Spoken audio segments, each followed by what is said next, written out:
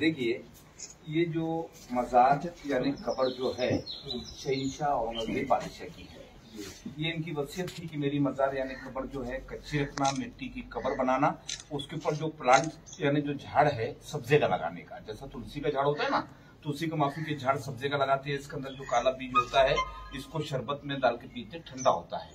औरंगजेब साहब की वसीयत थी कि मेरी मज़ार यानी कब्र जो है इसके ऊपर कोई गुम्बद नहीं बनाना, ओपन टू स्काई रखना और सफेद सादा प्लेन व्हाइट चादर डालना, जैसा कि मामूली गरीबों का कब्र होता है वैसे मेरी कब्र बनाना। कोई अमीरों की तरह रंगीन जरी या मखमल का कोई कलर वाला शीट भी इसके ऊपर नहीं चढ़ाने का। ये जो मार्बल का जाली दिखाई दे रहा है, इसके पहले यहाँ पर इसी किस्म की ओरिजिनल लकड़ी की जाली थी, मिट्टी का फर्श था।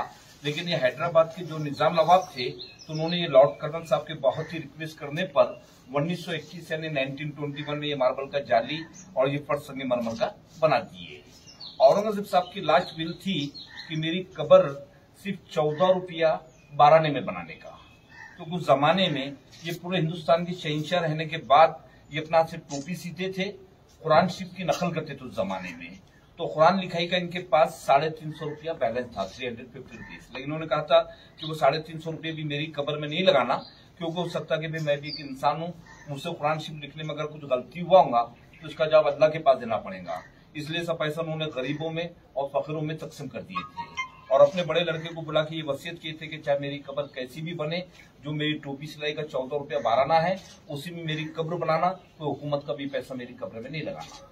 इनका जन्म जो हुआ था तो ये 1616 में पैदा हुए थे गुजरात यानी दाहोद में, और इनका इंतकाल 1707 में अहमदनगर के अंदर हुआ, पूना के पास। तो ये हिसाब से इनकी टोटल उम्र 91 बरस की हुई। 50 साल इन्होंने पूरे हिंदुस्तान पर हुकूमत की है। लेकिन इनको यहाँ पर लाने की खास वजह ये थी कि बाजू में एक बहुत बड़े बुजुर्ग है, उनका नाम है हजरत ख्वाजा सैयद जैनुद्दीन चिश्ती, जो अजमेर वाले ख्वाजा जी है, तो उन्हीं की फैमिली के लास्ट सूफी गुजरे। तो औरंगजेब ने इनको अपना गायबाना टीचर यानी गुरु माने थे, क्योंकि औरंगजेब जिस टाइम जिंदा थे तो ये बाबा जी को गुजर के 400 साल का जमाना हो गया था। लेकिन औरंगजेब साहब अपने दौरे हुकूमत में जब भी औरंगाबाद आते थे तो ये बुजुर्ग के पास आते थे, इसके लिए इनको यहाँ पर एक सुकून मिलता था, इसके लिए उन्होंने उनके अपना गुरु माने थे। अभी सामने लिखा है इसके ऊपर हुवल हय्युल क़य्यूम, यानी इसका मीनिंग ये होता है कि रहने वाली जात सिर्फ अल्लाह की। उनका मीनिंग होता है यानी स्वर्ग यानी जन्नत।